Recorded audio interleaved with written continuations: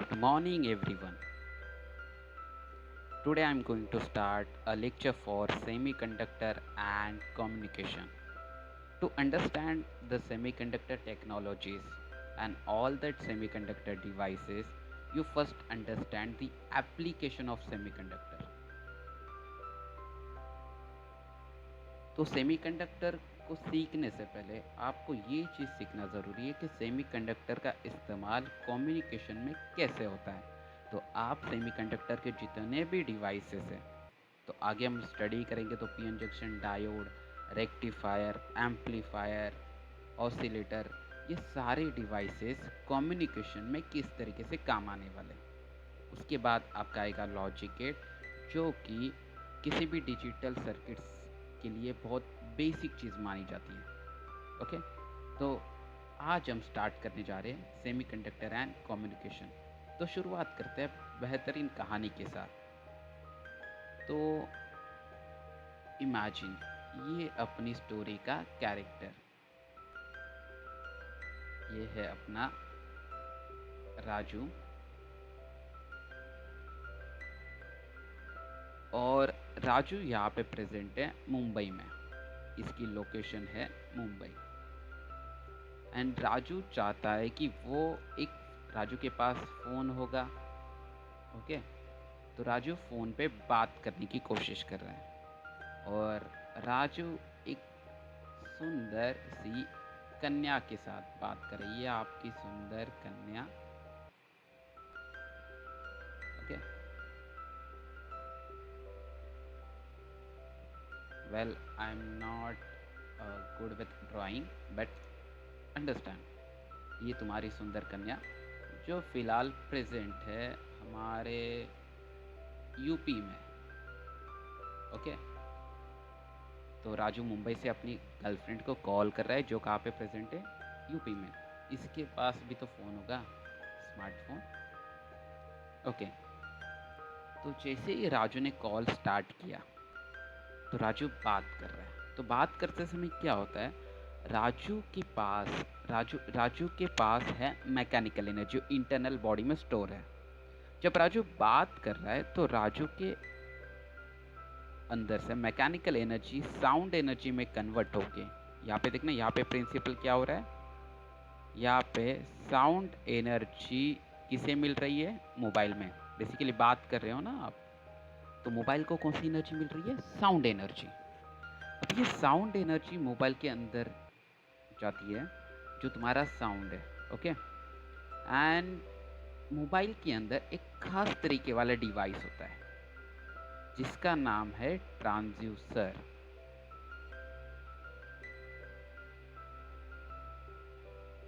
ये डिवाइस करता क्या है, ये डिवाइस बेसिकली जितने भी रियल लाइफ सिग्नल्स होते हैं, जैसे साउंड एनर्जी हो गया, लाइट एनर्जी हो गई, या बेसिकली जो भी आपके सिग्नल्स है, उन्हें एक फॉर्म से दूसरे फॉर्म में कन्वर्ट करने का काम करता है। तो ये ट्रांसड्यूसर डिवाइस करता है कि ये साउंड एनर्जी को एक्सेप्ट करता है। तो बेसिकली आप याद रखो, आप बात कर रहे हो तो आप चाहते हो कि आपकी आवाज़ मुंबई से लेकर यूपी तक पहुँचे, लेकिन ये रियल लाइफ में पॉसिबल नहीं है किसी साउंड को पहुंचाना एक जगह से दूसरी जगह। हाँ, लेकिन हम लोग ये मानते हैं कि हमारा जो इलेक्ट्रिकल करंट होता है, जो हमारा करंट होता है, या इलेक्ट्रोमैग्नेटिक वेव्स होते हैं, ये बेसिकली एक जगह से दूसरी जगह वेव्स को कैरी करके लेके जाने का काम करते हैं। तो क्यों ना हम इसी तरीके से करते हैं, हम साउंड एनर्जी को। अच्छा, जितने भी मोबाइल्स हैं, ये सब के सब इलेक्ट्रिकल चीज़ें हैं, डिजिटल चीज़ें हैं।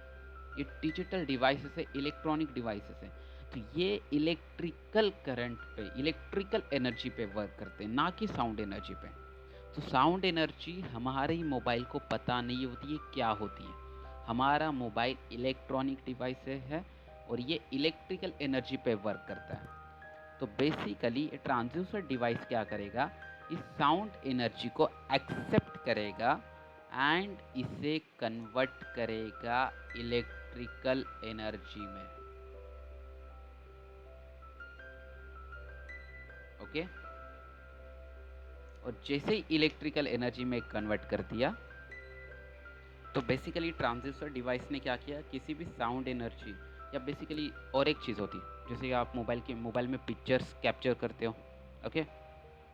आप मोबाइल में वीडियोस कॉलिंग करते हो, तो इन सारी चीज़ों के लिए देखो आपका जो मोबाइल डिवाइस होता है, आपका मोबाइल डिवाइस एक आपका जो मोबाइल डिवाइस होता है ये बेसिकली डिजिटल इलेक्ट्रॉनिक डिवाइस है। ये पूरी तरीके से इलेक्ट्रिकल सिग्नल्स या इलेक्ट्रिकल एनर्जी पे वर्क करता है। अगर आप इसके मेमोरी के अंदर जाके देखोगे, इसके जो प्रोसेसर्स होते हैं, ये सारे के सारी चीज़ें ये इलेक्ट्रिकल एनर्जी पे वर्क करते हैं, ओके? लेकिन हमारे रियल लाइफ में जो सिग्नल्स होते हैं वो इलेक्ट्रिकल नहीं होते। जस्ट इमेजिन, मान के चलो कोई पिक्चर कैप्चर कर रहा है मोबाइल के सामने, तो ये पिक्चर कैप्चर करते समय क्या होता है, बेसिकली लाइट आपके ऊपर फॉल होती है और लाइट आपसे रिफ्लेक्ट होके मोबाइल के पास चली जाती है। अब मोबाइल का जो कैमरा होता है, जस्ट इमेजिन फ्रंट कैमरा है, मोबाइल का जो कैमरा होता है उसके अंदर लाइट फोटो सेंसर्स डिवाइस होते हैं जो लाइट सिग्नल्स को एक्सेप्ट करने का काम करते हैं। और जैसे ही लाइट सिग्नल आए, वो फोटो डायोड्स क्या करते हैं, बेसिकली देखो फोटो डायोड भी हम सेमीकंडक्टर से ही बनाएंगे, इसलिए सेमीकंडक्टर सीखना बहुत इंपॉर्टेंट है।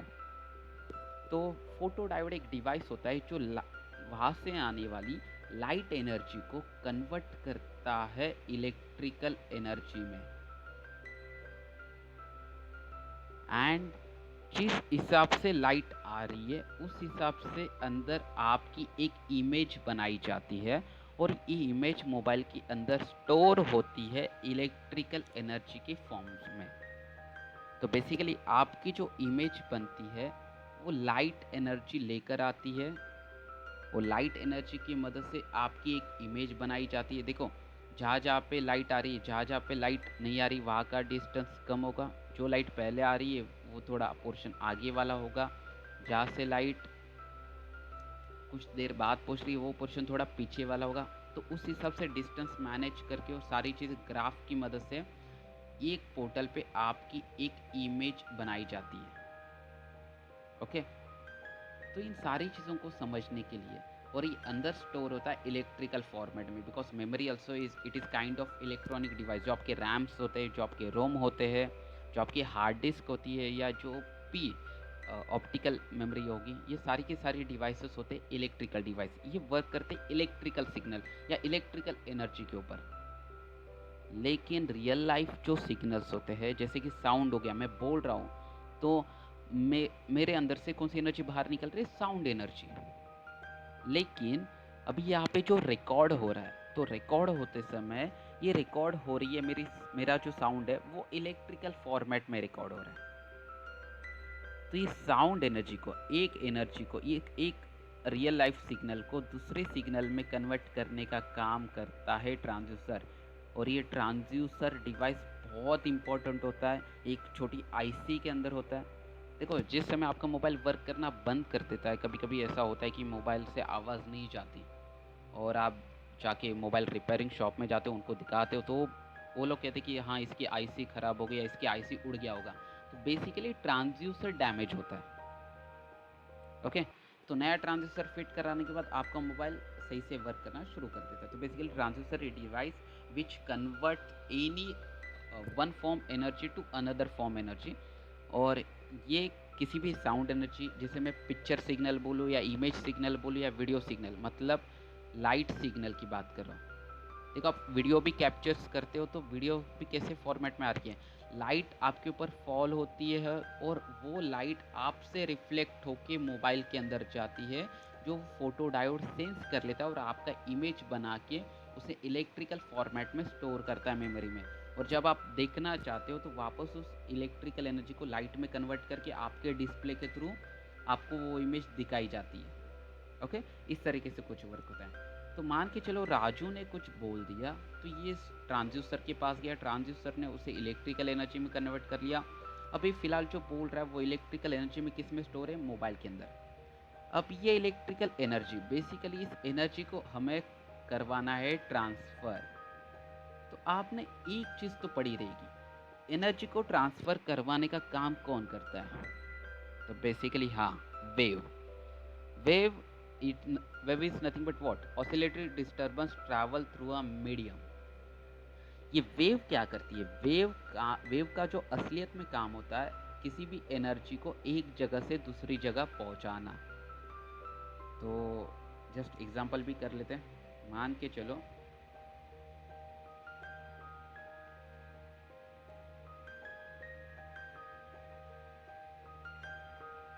ये कुछ बोल रहा है, तो जब बोल रहा है तो कुछ साउंड एनर्जी बाहर निकल के यहाँ पे जो नज़दीक वाले पार्टिकल्स होंगे मुंह के नज़दीक उसे मिलेंगे। ओके, और ये पार्टिकल जैसे एनर्जी मिली, नेचर का ये रूल है, कोई भी चीज़ को अगर एनर्जी मिलती है तो उसका अनस्टेबिलिटी बढ़ जाती है। तो एनर्जी बढ़ने से अनस्टेबिलिटी बढ़ जाती है, वो स्टेबल नहीं रहता। जस्ट इमेजिन अगर आपको अचानक से ढेर सारे पैसे मिल जाए तो आपकी खुशी का ठिकाना नहीं रहेगा, आप भी नाचने लग जाओगे। या तो चलो सेकंड एग्जांपल लेते हैं। बिकॉज आपके पास एनर्जी नहीं थी, अचानक से आपके पास अगर बहुत सारी एनर्जी आ जाएगी तो कोई भी दुनिया की चीज़ अनस्टेबल हो जाती है। अगर इसका एक छोटा सा एक्सपेरिमेंट करना है तो मैं आपको बता देता हूँ। एक काम करो, घर पे जाके एक गैस ऑन करो, गैस ऑन करके उसके ऊपर एक बर्तन रख दो, ठीक है, एक पैन रख दो और गैस को हाई फ्लेम पे सेट कर दो और उसके ऊपर जाके बैठ जाओ। तो जिया डेफिनेटली आप नाचने लग जाओगे पैन के ऊपर। ऐसा क्यों होगा? बिकॉज आपको आपके अंदर हीट एनर्जी उतनी नहीं थी, लेकिन अचानक से गर्म पैन के ऊपर बैठने के बाद आपकी एनर्जी अचानक से बढ़ गई और अचानक आने वाली एनर्जी अनस्टेबिलिटी पैदा करती है। ओके, तो सिमिलरली ये पार्टिकल अनस्टेबिलिटी की वजह से वाइब्रेट करना शुरू कर दिया, इसे बोलते हैं थर्मल वाइब्रेशंस। ये वाइब्रेशन करना शुरू कर दिया पार्टिकल ने। ओके, तो ये पार्टिकल बेसिकली क्या कर रहा है? वाइब्रेट कर रहा है। तो ये वाइब्रेशन की वजह से ये पार्टिकल वाइब्रेट कर रहा है। तो ये जैसे वाइब्रेट करते इसके पास एनर्जी कहाँ से आ गई? यहाँ से इंसान ने दिया, ये साउंड एनर्जी थी। फिर ये वाइब्रेट करते करते करते इसके बाजू में भी कोई पार्टिकल होगा, ये एनर्जी इसको ट्रांसफ़र हो गई। बिकॉज ये करस्पॉन्डिंग पार्टिकल है, कोलाइड भी हो सकते हैं, उन कोलिजन की वजह से एनर्जी ट्रांसफ़र हो गई और ये पार्टिकल भी वाइब्रेट करना शुरू कर दिया अपनी मेन पोजीशन पे। सिमिलरली इसने दूसरे पार्टिकल को एनर्जी ट्रांसफ़र की। ऐसे करते करते सारे पार्टिकल एनर्जी, लेकिन एक बात है, जितनी एनर्जी पहले वाले पार्टिकल को मिली वो कुछ एनर्जी अपने पास रखता है, बाकी कुछ एनर्जी आगे भेजता है। तो जितनी एनर्जी ये फर्स्ट पार्टिकल को मिली उतनी एनर्जी ये आगे वाले पार्टिकल्स को मिलेगी, ये ज़रूरी नहीं है, उन्हें कम एनर्जी मिल सकती है। तो ऐसे पार्टिकल्स वाइब्रेट करते करते ये एक क्या फॉर्म करते, ये एक वेव फॉर्म करते हैं बेसिकली। और इस वेव में होता क्या है, जो एनर्जी इसे मिली वो एनर्जी आगे पार्टिकल टू पार्टिकल क्या हो रहा है? ट्रांसफ़र हो रहा है। और यहाँ पे जो पार्टिकल रहेगा वो एनर्जी लेके आ गया। और आप मान के चलो आप यहाँ पे उसे सुन रहे हो, ये आपका कान है, ईयर है। ओके, यहाँ पे आप सुन रहे हो तो आपके ईयर के अंदर होगा आपका ईयर ड्रम, जिसे आप कान का पर्दा बोलते हो, जो बहुत ही सेंसिटिव होता है। और जब उस ईयर ड्रम के ऊपर पार्टिकल जाके वाइब्रेट करना शुरू कर देता है, तो जितनी बार ये पार्टिकल वाइब्रेट करेगा उतनी बार वो एनर्जी आपके कान के पर्दे के थ्रू आपके अंदर ट्रांसफ़र हो जाएगी और आपको आवाज़ सुनाई देगी। ओके, तो आपको आवाज़ सुनाई दे रही, इसकी मतलब आपके ईयर ड्रम के ऊपर पार्टिकल आके वाइब्रेट कर रहा है। इसलिए किसी ने कहा है स्पेस में दिखाई देता है लेकिन सुनाई नहीं देता। इसका रीज़न क्या होता है? बिकॉज स्पेस में कोई एयर ही नहीं होता, तो स्पेस में कोई पार्टिकल भी नहीं होगा। तो पार्टिकल नहीं होने की वजह से आपको ये आवाज़ तो सुनाई नहीं देगी। ओके, आई होप आपको समझा होगा कि वेव एनर्जी को कैरी कैसे करती है। तो सिंपल हमें करना क्या है? हमें करना था हमारी इलेक्ट्रिकल एनर्जी को ट्रांसफ़र। तो हमने सोचा भैया एक काम करते, इसे वेव में कन्वर्ट करते। कौन सी वेव? इलेक्ट्रोमैग्नेटिक वेव, जिसके बारे में आप ईएमआई जैसे चैप्टर्स में बहुत अच्छे से पढ़ोगे, electromagnetic induction and AC current वाले चैप्टर्स में। ओके, अब यहाँ पे समझो। तो यहाँ की मोबाइल के अंदर की एनर्जी हमने क्या किया, हमने उसे either you converted into the radio waves और you converted into the electromagnetic waves. तो अभी जो जितने लेटेस्ट डिवाइसेस है वो इसे क्या करते हैं, एक इलेक्ट्रोमैग्नेटिक वेव में कन्वर्ट करते हैं और ये वेव चली जाती है जो आपके सेल फोन के नज़दीक, जो मोबाइल आपके मोबाइल सब्सक्राइबर का जो टॉवर रहेगा, ओके, जैसे आइडिया हो गया, जियो हो गया, रिलायंस हो गया, तो जो भी आपके नज़दीक एक सेल फोन टॉवर रहेगा आपकी कंपनी का, जिस कंपनी का सिम कार्ड आपके पास होगा, तो ये टॉवर होता है ट्रांसमीटर टॉवर। ओके, ये टॉवर होता है ट्रांसमीटर टॉवर। तो ये ट्रांसमीटर टॉवर क्या करता है, उस एनर्जी को एक्सेप्ट कर रहा है, लेकिन एक प्रॉब्लम आती है। ये प्रॉब्लम होती क्या है, जब ये सिग्नल ट्रैवल होता है तो वाइल ट्रैवलिंग यहाँ पे आता है अटेन्यूएशन। इसका मतलब, अटेन्यूएशन का मतलब होता है आपकी सिग्नल, आपने जो साउंड एनर्जी दिया था वो इलेक्ट्रिकल एनर्जी में कन्वर्ट हो गया। जब इलेक्ट्रिकल एनर्जी ट्रैवल होता है तो सराउंडिंग वाली चीज़ें उस एनर्जी को एब्जॉर्ब कर लेते हैं। तो जितनी एनर्जी यहाँ पे स्टार्ट में होती है उतनी एनर्जी यहाँ पे नहीं होती, और हमें ये सिग्नल पहुँचाना है यूपी तक। तो शायद ऐसा भी हो कि यूपी तक जाते जाते ये सिग्नल बचे ही ना और आवाज़ सुनाई ना दे, इलेक्ट्रिकल एनर्जी पूरी तरीके से ज़ीरो हो जाए। तो क्या करें, हमें उस एनर्जी को, स्ट्रेंथ को चेक करना है और पता करना है कि ये कम हुआ कि उतना ही है। अगर कम हुआ है तो हमें उसकी स्ट्रेंथ को वापस लेवल में लाना पड़ेगा। जस्ट इमेजिन, यहाँ से मान के चलो 10 जूल की एनर्जी पास हुआ था और यहाँ पर आते आते एनर्जी हो गई मान के चलो 2 जूल, तो यूपी तक जाते जाते भैया हमारी आवाज़ बचेगी नहीं। तो इसलिए ट्रांसमीटर टॉवर के यहाँ पे होता है एक डिवाइस, उस डिवाइस का नाम होता है एम्पलीफायर। ये एम्पलीफायर करता क्या, एम्पलीफायर क्या करता है, जो भी देखो, एक होता है जैसे कि एम्पलीफायर है, एक जो डिवाइस होता है वो सिग्नल को रीजनरेट करता है। ओके, और रीजनरेशन और एम्पलीफिकेशन में फ़र्क है, डिफरेंस है। रीजनरेशन मतलब जैसा सिग्नल था वैसा ही बनाना, ओके।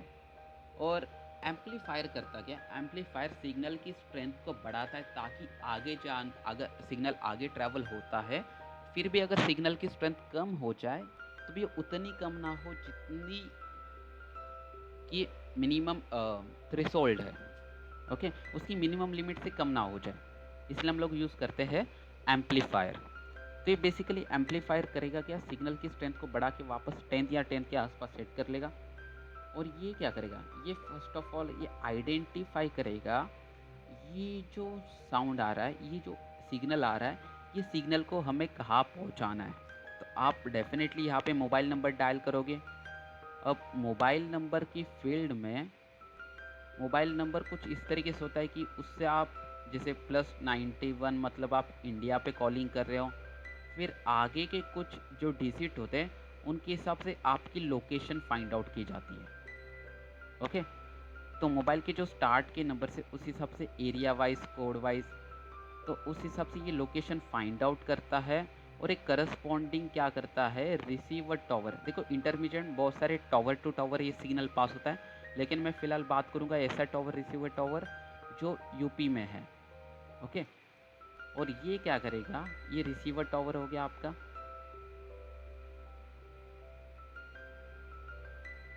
तो ये क्या करेगा, ये बेसिकली सिग्नल यहाँ से यहाँ किसे ट्रांसफ़र कर देगा, रिसीवर टॉवर।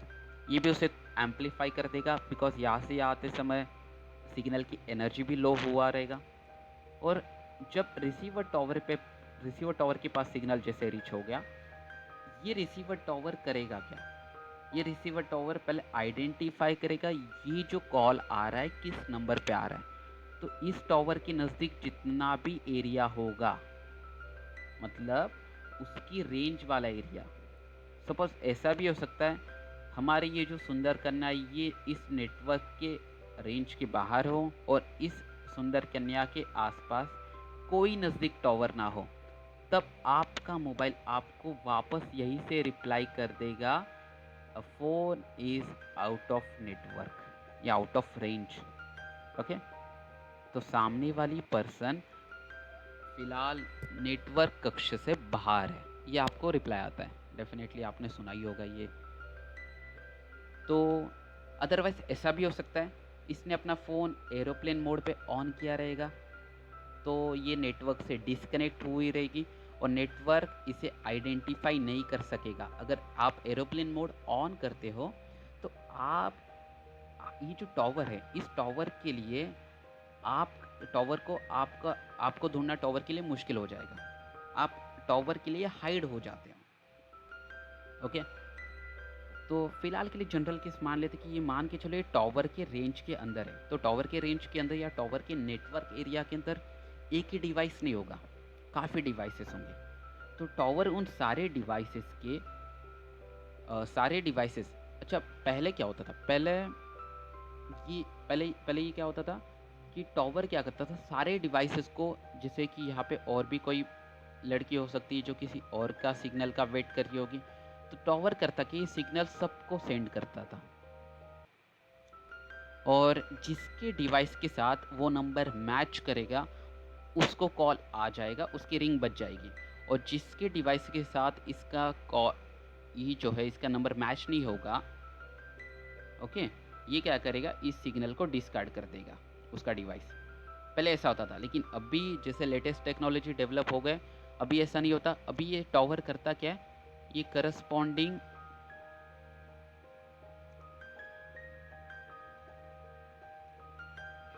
तो अभी के जितने भी टॉवर्स होते हैं ये करते क्या, ये मोबाइल को आइडेंटिफाई करते हैं एंड उसी मोबाइल को सिग्नल भेजते हैं जो मोबाइल उस नंबर के साथ मैच कर रहा है, ओके।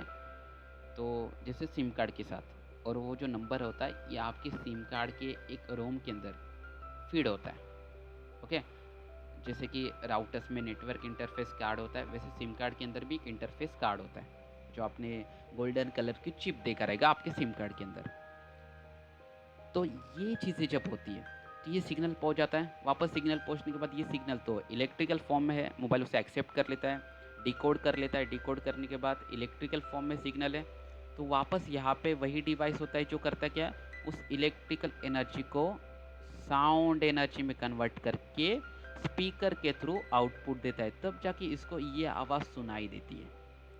देखो ये जो सारी प्रोसीजर होती है, देखो सिग्नल को ट्रैवल करना, इलेक्ट्रिकल सिग्नल को ट्रैवल करना is nothing but it is equal to इसकी जो स्पीड होती है it is equal to the speed of light. तो ये बहुत फास्ट वर्क करता है और इतना फास्ट वर्क करता है कि विद इन माइक्रो सेकेंड या विद इन कुछ सेकेंड के अंदर आपको आवाज़ सुनाई देती है। लेकिन आपको आवाज़ सुनाई देने से पहले ये सारी प्रोसीजर हो जाती है। हमने यहाँ पे कुछ डिवाइसेस देखे, जैसे ट्रांजिस्टर हो गया, ये फोटो डायोड हो गया, ये एम्पलीफायर हो गया, या ट्रांसमिट टॉवर में और भी डिवाइसेस होते हैं, ओके। ये सारी चीज़ें हो गई और भी रेक्टिफाइस है। ये सारे डिवाइस, ये सब बताने का मतलब क्या है, ये जितने भी डिवाइसेस हैं ये सब के सब सेमीकंडक्टर से बनाए जाते हैं। Amplifier, photo diode, transistor, rectifier, oscillator, transistor, switch, इन सारे डिवाइसेस को आप सिर्फ और सिर्फ सेमीकंडक्टर की मदद से ही बना पाओगे, ओके। और ये सेमीकंडक्टर, अगर सेमीकंडक्टर नहीं होता ये तो सारे डिवाइसेस की साइज शेप बहुत बड़े होते हैं। सेमीकंडक्टर टेक्नोलॉजी की वजह से जितने भी आपके अभी स्मार्टफोन्स हैं वो जितने छोटे बनते जा रही है। याद रखो पहले के ज़माने में जब सेमीकंडक्टर नहीं था तो बड़े बड़े फ़ोन हुआ करते थे, बड़े बड़े कंप्यूटर्स हुआ करते थे, जैसे मेन फ्रेम हो गया, ये सबसे बड़ा कंप्यूटर था साइज़ में भी, एक रूम की जितना उसकी साइज़ था। लेकिन अभी के जो नोटबुक्स होते हैं वो विद इन हैंड आप कैरी कर सकते हो। और इतना बदलाव कैसे आया, ये आया सेमीकंडक्टर की टेक्नोलॉजी की वजह से। इसलिए मॉडर्न फिजिक्स में देखो आप ये जो पार्ट पढ़ोगे ये मॉडर्न फिजिक्स के अंदर पढ़ोगे, और ये मॉडर्न फिजिक्स में सबसे ज़्यादा अहमियत इस सेमीकंडक्टर चैप्टर को दी जाती है, बिकॉज ये सारे डिवाइसेस सेमीकंडक्टर की मदद से ही बनाए जाते हैं। और पहले ऐसा भी होता था, जस्ट इमेजिन पहले के ज़माने में ये जो कॉलिंग की प्रोसीजर थी ये थ्रू वायर करवा देते थे, मतलब एक टेलीफोन को दूसरे वायर के साथ कनेक्ट करके वो वायर यहाँ तक पहुँचा देंगे, जस्ट लाइक दिस। एक इंसान है, इसका टेलीफोन एक वायर से कनेक्ट होगा किसी दूसरे इंसान के टेलीफोन के वायर के साथ। तो उसमें ऐसा भी होता था, कोई अगर थर्ड पर्सन है वो भी कॉल कर रहा है और इसकी वायर अगर गलती से इसे टच कर जाए, तो जो सिग्नल यहाँ से आगे जाना चाहिए था, वो सिग्नल यहाँ से यहाँ जाता है। तो जो आवाज़ इसे सुनाई देनी चाहिए थी, वो आवाज़ इसे सुनाई देती है। इसे बोला जाता है क्रॉस कनेक्शन, जो पहले के ज़माने में जब वायर वाला कनेक्शन था उससे बहुत ज़्यादा होता था। इनफैक्ट जब वायरलेस टेक्नोलॉजी पे आ गए, देखो पहले के ज़माने में ये सारी चीज़ें वायर से होती थी। आज के ज़माने में हम वाईफाई यूज़ करते, सारी चीज़ें वायरलेस यूज़ करते हैं। तो वायरलेस चीज़ें भी बनी किसकी वजह से? इनका भी इजाद हुआ सिर्फ और सिर्फ सेमीकंडक्टर टेक्नोलॉजी की ग्रो करने की वजह से। मैं बहुत सारी डिवाइसेस बताऊंगा कैसे वर्क करते हैं, उनके अंदर कैसे ऑपरेशंस होते हैं, सिग्नल कैसे कैरी किए जाते हैं। इन सारी चीज़ों को बताने के लिए आपको सेमीकंडक्टर पढ़ना ही होगा।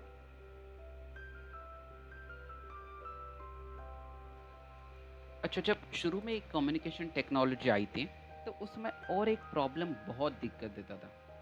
इमेजिन आपके पास जैसे रिसीवर टावर है और ये हमारी सुंदर कन्या, सुंदर परी बोल सकते हो, पापा की परी, जो किसी के कॉल का वेट कर रही है। कहाँ पर है? यूपी में। भैया यूपी वाले लोग तो और भी खुश हो जाएंगे ये सुन के, तो आ जाइए। मान के चलो और एक कोई बंदा है मुंबई में जो अपनी सुंदर कन्या को कॉल कर रहा है, और ये उसकी सुंदर कन्या नंबर 2 ये है बिहार में। भैया बिहार काफ़ी सही जगह है। तो इसने भी कॉल किया और ये भी उसी टावर के लोकेशन के नज़दीक है। ठीक है, एक रिसीवर टावर बिहार में होगा और ये रिसीवर टावर है आपका यूपी में। ओके, तो होगा क्या, अब ये दोनों सिग्नल आ गए। अब पहले क्या होता था, पहले अगर गलती से ये दोनों सिग्नल का फ्रीक्वेंसी दोनों सिग्नल का फ्रीक्वेंसी सेम हो गया, मतलब ये भी 10 हर्ट्ज़ का सिग्नल है और ये भी 10 हर्ट्ज़ का सिग्नल है। तो टावर क्या करता था, टावर किसी भी एक सिग्नल को दूसरे सिग्नल के इन डिस्टिंग्विश करता था इन टर्म्स ऑफ फ्रीक्वेंसी के ज़रिए से उसे डिस्टिंग्विश करना पॉसिबल होता था। लेकिन अगर दोनों सिग्नल का फ्रीक्वेंसी सेम है, तो टावर को लगेगा ये दोनों signal one and the same है। तो ये फाइनली यहाँ पे वो दोनों सिग्नल को मर्ज करके भेज देगा यहाँ पे। जिसे होगा क्या, जब ये सिग्नल नंबर चेक करेगा और ये सिग्नल से क्या होगा, ये सिग्नल यहाँ पर भी जाएगा, यहाँ पर भी जाएगा, और ये यहाँ से इसे भी सुनाई देगा और यहाँ से इसे भी सुनाई देगा। तो इस लड़की को दोनों लड़कों की आवाज़ सुनाई देगी और इसे भी दोनों लड़कों की आवाज़ सुनाई देगी, which is called also cross connection, जो कि क्या होता था, फ्रीक्वेंसी के मिसमैच की वजह से। लेकिन अभी जितने टेक्नोलॉजीज आ गए उनकी वजह से ये सेम फ्रीक्वेंसी के सिग्नल्स बन पाना बहुत ही मुश्किल है। कभी कभी होता है ऐसा, लेकिन अब तो बहुत रेयर होता है, जिसकी वजह से सिग्नल के क्रॉस कनेक्शन तो अभी ज़्यादातर देखने के लिए नहीं मिलता। ओके, तो वही होता है। लेकिन जब आप ग्रुप कॉलिंग करते हो, जिसे आप ग्रुप कॉलिंग करते हो, आप कॉन्फ्रेंस कॉलिंग करते हो, तो उस समय टावर करता क्या है, कॉन्फ्रेंस कॉल पे सारे जितने भी लोग कनेक्टेड है उन सब को सेम फ्रीक्वेंसी वाले सिग्नल के साथ सेट करता है। और जब सिग्नल आता है, यहाँ पे होता है एक ट्यूनिंग डिवाइस ट्रांसमीटर के पास, जो एक सही फ्रीक्वेंसी पे ट्यून होता है। तो अगर सारे तीनों लोग के, जितने भी 4 लोग हैं जो कॉन्फ्रेंस पे बात कर रहे हैं, उन सब की फ्रीक्वेंसी सेम कर देता है।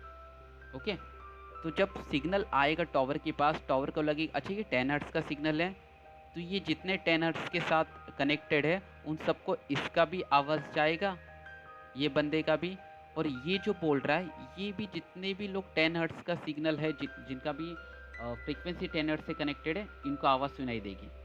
ठीक है, तो इस तरीके से कुछ कॉन्फ्रेंस कॉलिंग अभी के ज़माने में ये लोग पॉसिबल करवाते हैं। इसमें और भी बहुत सारी प्रोसीजर्स होती है सिग्नल को कन्वर्जन में, जैसे कि डिजिटल कन्वर्जन होता है, एनालॉग कन्वर्जन होता है और बहुत सारी चीज़ें होती हैं। मैं बताऊँगा डिजिटल सिग्नल क्या होता है, एनालॉग सिग्नल क्या होता है और भी बहुत सारी चीज़ें, लेकिन वो सब इलेक्ट्रिकल डोमेन में आता है, जो कि आपको उतना इम्पोर्टेंट नहीं है। आपको ये चीज़ समझनी है कि वर्किंग कैसे होता है और हमें सेमीकंडक्टर क्यों, ये सारी चीज़ें बता रहा हूँ because of importance of semiconductor. आपको ये समझना होगा सेमीकंडक्टर का इम्पोर्टेंस क्या है, ओके? तो ये भी होता था एक। इससे अच्छा और एक चीज़ बता सकता हूँ, जैसे आप रेडियो सुनते हैं रेडियो, तो रेडियो पे होता क्या, जैसे वो रेडियो आरजे करके होता है, आपने सुना रहेगा। वो करता क्या है, इनके जो रेडियो स्टेशंस होते हैं, रेडियो स्टेशन मतलब कोई रेलवे स्टेशन, बस स्टेशन की तरह नहीं होता, ये रेडियो स्टेशन अलग होता है।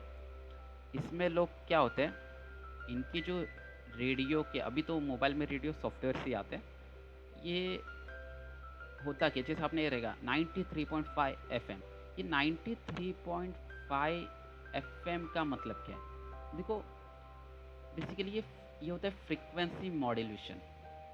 मतलब क्या, जब वेव होती है, वेव के पास बहुत सारे कैरेक्टर्स होती है, आपने वेव ये सारी चीज़ें डिटेल में पढ़ोगे, वेव के पास एक फ्रीक्वेंसी करके होती है, एक फ्रीक्वेंसी होता है वेव का, मतलब एक सेकेंड में कितना वेव्स फॉर्म हो रहे हैं या एक सेकेंड में पार्टिकल कितनी बार वाइब्रेट कर रहा है, एम्पलीट्यूड हो गया, उसकी हाईएस्ट स्ट्रेंथ हो गई एम्पलीट्यूड, फेज हो गया, एंगल कितने एंगल पे लैग कर रहे हैं, कितने एंगल से लीड कर रहा है। तो आप एक वेव को अगर आपको चेंज करना है तो इन तीनों को आपको चेंज करना होगा, और किसी भी वेव को चेंज करने की प्रोसेस को बोला जाता है मॉड्यूलेशन। तो मॉड्यूलेशन क्या होता है, मॉड्यूलेशन मतलब होता है किसी भी वेव को उसकी कैरेक्टर्स को चेंज करके वेव को असलियत में चेंज कराना। जैसे मान के चलो यार, एक वेव ऐसी है और मैंने इसके एम्पलीट्यूड को चेंज कर दिया, अब ये वेव कुछ इस तरीके से बन गई। देखो पहले इसका एम्पलीट्यूड बहुत छोटा था, अब इसकी एम्पलीट्यूड मैंने बढ़ा दिए, ओके? तो एम्पलीट्यूड चेंज करके वेव चेंज हो गई। तो किसी भी, लेकिन एनर्जी तो वही कैरी करेगी, ये जो एक्स्ट्रा एनर्जी मिल रही है हम लोग अलग डिवाइसेस से लाकर उसे दे सकते हैं। इम्पोर्टेंट क्या है, वेव को चेंज करना है तो आपको इन तीनों चीज़ों को चेंज करना होगा, मतलब तीनों में से कोई भी एक चेंज करो तो भी वेव चेंज हो जाएगी, या तीनों की तीनों करो तो भी वेव चेंज होने वाली है। तो फ्रीक्वेंसी चेंज किया मतलब उसे बोला जाता है फ्रीक्वेंसी मॉड्यूलेशन, और इसका ही शॉर्ट फॉर्म है एफएम। देन आता है एम्पलीट्यूड मॉड्यूलेशन, उसका शॉर्ट फॉर्म आता है एएम। देन आता है फेज मॉड्यूलेशन, जिसका शॉर्ट फॉर्म आता है पीएम। लेकिन ये एएम पीएम ये सब इलेक्ट्रॉनिक्स में है जो आप पढ़ोगे, फिलहाल के लिए आप इतना समझ लो, ये 93.5 एफएम नाम का रेडियो स्टेशन है। ये करता क्या है, अगर आप जब अपने मोबाइल में सर्च करते हो रेडियो चैनल, जो अभी फ़िलहाल गाना बजा रहे हैं, तो ये जो चैनल है, इन लोगों ने अपने डिवाइसेस का फ्रीक्वेंसी, मतलब ये डिवाइस पे ये लोग कुछ बोलेंगे और बाकी लोग को ही सुनाई देगा, इन्होंने अपनी फ्रीक्वेंसी सेट की 93.5। तो जितने लोगों की जो फ्रीक्वेंसी होती है, ये उसकी फ्रीक्वेंसी को चेंज करवाने का काम करते हैं। मतलब आप फ्रीक्वेंसी को चेंज करो, मान के चलो आपने ऐसा देखा रहेगा 101.5, इस फ्रीक्वेंसी पे आप थे, फिर आपने चैनल सर्च किया और 93.5 पे आप जंप किए, इसका मतलब आपने अपनी फ्रीक्वेंसी को मोबाइल के ज़रिए चेंज कर दिया। तो आपने बेसिकली एक फ्रीक्वेंसी को मॉड्यूलेट किया 93.5, मतलब आपने एफएम किया, और जैसे 93.5 आ गया इसका सिग्नल मोबाइल के अंदर, ये इससे कनेक्ट हो जाएगा, और इसने भी अपना 93.5 फ्रीक्वेंसी सेट कर लिया मोबाइल के अंदर, इसका भी डिवाइस रेडियो के साथ कनेक्ट हो जाएगा। तो ये रेडियो आरजे पे, ये आरजे जो कुछ भी गाना सुनाएगा, जो कुछ भी बोलेगा, वो आपको अच्छे से सुनाई यहाँ पे देगा आपको मोबाइल के थ्रू। लेकिन रेडियो सिग्नल्स जो होते हैं, इन्हें रीजनरेट करना है, जो रेडियो सिग्नल, एक्चुअली ये जो सिग्नल पास होता है ये इलेक्ट्रोमैग्नेटिक नहीं होता, ये होता है रेडियो सिग्नल। तो इसमें नॉइस आने का चांसेस बहुत ज़्यादा होता है, इसलिए याद रखो जभी भी आप रेडियो का गाना सुनते हो तो आपको क्लियर गाना सुनाई नहीं देता। बहुत सारी नॉइज़ सुनाई देती है, बहुत सारा खर कर के आवाज़ आता है, वो आपको सुनाई देता है। ओके? बहुत बार ऐसा भी होता है कि आप किसी अलग ही चैनल पे निकल जाते हो, 102.5, जिस चैनल पे कोई गाना नहीं बजता, सिर्फ़ हमें नॉइज़ सुनाई दे रहा है, एक खर खर कर कर आवाज़ सुनाई देती है। इसका मतलब उस चैनल पे, वो फ्रीक्वेंसी पे कोई आवाज़ नहीं दे रहा है। उससे एक ब्लैंक सिग्नल आता है, जिसमें सिर्फ़ एक नॉइज़ भरा रहता है जो आपको सुनाई देता है। ओके? तो ये फ्रीक्वेंसी का मैच करने के लिए भी जो सिग्नल्स आते हैं, ट्यूनिंग डिवाइसेस आते हैं, ये सब के सब बनाए जाते हैं सेमीकंडक्टर की मदद से। इनफैक्ट जो आपके एक छोटे आईसी या छोटे लॉजिक गेट से लेकर बड़े से बड़े सर्किट, प्रोसेसर, सीपीयू के अंदर जो प्रोसेसर्स होते हैं, रैम्स होते हैं, कैच मेमोरी होती है, मेन मेमोरी होती है, सेकेंडरी मेमोरीज होती है, हाई प्रोसेसिंग चिप्स होते हैं, ये सब के सब बनाए जाते हैं सिर्फ और सिर्फ सेमीकंडक्टर की मदद से। इसके और भी बहुत ज़्यादा एप्लीकेशन है। मुझे लगता है ये लेक्चर भी कम पड़ जाएगा अगर मैं इसके एप्लीकेशन आपको बताते बैठूँ। बहुत सारी चीज़ें हैं। ओके, धीरे धीरे मैं ये सारी चीज़ें बताऊंगा। जैसे हम लोग सेमीकंडक्टर डिस्कस करेंगे तो सारे एप्लीकेशंस के बारे में बताऊंगा मैं। और भी एक्स्ट्रा एप्लीकेशन है जिससे जानकर आपको बहुत मज़ा आएगा इस चैप्टर को सीखने के लिए। बेसिकली मॉडर्न टेक्नोलॉजी के बारे में रिलेटेड है, तो इसे सीखने में जितना मज़ा आएगा उतना आप फील भी कर लोगे, बिकॉज मोबाइल आप सबकी ज़रूरत है और मोबाइल से आप फील कर सकते हो ये वर्क कैसे करता है और सेमीकंडक्टर का रोल क्या है आपके मोबाइल या जितने इलेक्ट्रॉनिक डिवाइसेस हैं। तो फिलहाल के लिए आज के दिन ये ख़त्म होने के बाद हम सीखते हैं कि यार ये ब्लॉक डायग्राम का मतलब क्या होता है। जो आपके एचएससी के बोर्ड आपने टेक्स्ट बुक में देखा रहेगा, किसी भी बोर्ड के, किसी भी स्टेट बोर्ड के बुक में आपने देखा रहेगा ब्लॉक डायग्राम कम्युनिकेशन सिस्टम्स का। और स्टेट बोर्ड के काफ़ी एग्ज़ाम्स में आता है। ओके, एमसीक्यू में भी आ सकता है। तो मैं ब्लॉक डायग्राम बता दूंगा आपको इसके लिए। तो देखिए यहाँ पे जैसे मैंने बता दिया आपको, ट्रांसड्यूसर है। इसे हम देते हैं इनपुट सिग्नल, जो कि आपका रियल लाइफ सिग्नल हो सकता है, light signal, sound signal, image signal, photo signal, video signal. Transducer उसे करस्पॉन्डिंग इलेक्ट्रिकल सिग्नल में कन्वर्ट करके किसे पास करवाता है? ट्रांसमीटर।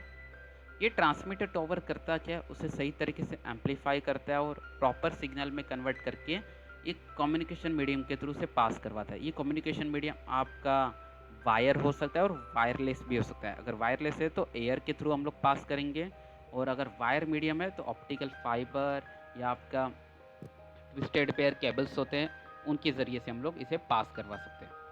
और जैसे ये सिग्नल आगे जाएगा, रिसीवर टावर उसे एक्सेप्ट कर लेगा। अगर उसकी स्ट्रेंथ कम है तो उसे सही तरीके से एम्पलीफाई करके बढ़ा के उसे वापस रिसीवर ट्रांजिस्टर में पास करेगा, और रिसीवर टावर उस ट्रांजिस्टर उसे इलेक्ट्रिकल सिग्नल को वापस करस्पॉन्डिंग आउटपुट सिग्नल में कन्वर्ट कर लेगा। अब इसमें प्रॉब्लम क्या होगी? फाइल कम्युनिकेशन में ट्रैवल होते समय चाहे एयर है तो सराउंडिंग के कुछ सिग्नल्स उसमें ऐड हो जाते हैं और इसे कहा जाता है नॉइस। ओके, तो ये जितने डिवाइसेस यहाँ पे वर्क कर रहे हैं, अगर ये बहुत अच्छे डिवाइस, बहुत बेहतरीन डिवाइसेस है, तो इस नॉइस को ये अवॉइड करने का काम करते हैं। तो आपका डिवाइस कितना ज़्यादा बेहतरीन है, कितना ज़्यादा अच्छा है, महंगा डिवाइस है, महंगा हो तो अच्छा होगा डेफिनेटली बोल नहीं सकते, लेकिन अगर डिवाइस अच्छा है आपका तो ये नॉइस को अवॉइड करेगा और आपको एक प्रॉपर सिग्नल मिलेगा। ओके, इसलिए देखो वीडियो कॉल्स में भी है ना, प्रॉपर वीडियो कॉल आपका आता नहीं है। जब आपकी वीडियो के फ्रेम्स, जो जिसे FPS बोला जाता है, फ्रेम्स पर सेकेंड, तो जब ये फ्रेम्स आगे बढ़ते हैं ऐसे छोटे छोटे, इसमें भी काफ़ी ज़्यादा अनवांटेड सिग्नल आके बैठ जाते हैं। तो आपको वो फ्रेम क्लियर ऑर्डर में दिखाई नहीं देते, बीच बीच में ऐसा लगता है कि आपका वीडियो रुक रहा है वीडियो कॉलिंग में। ओके, ये सारी चीज़ें होती है नॉइस, ये unwanted signal. Noise is nothing but what? Unwanted signal. Okay, तो इस सारी चीज़ों के बारे में और बात करेंगे और डिटेल में डिस्कस करेंगे आने वाले लेक्चर्स में। तो फिलहाल के लिए मेरे साथ बने रहिए और देखते रहिए फिजिक्स एंड सीखते रहिए सेमीकंडक्टर एंड कम्युनिकेशन।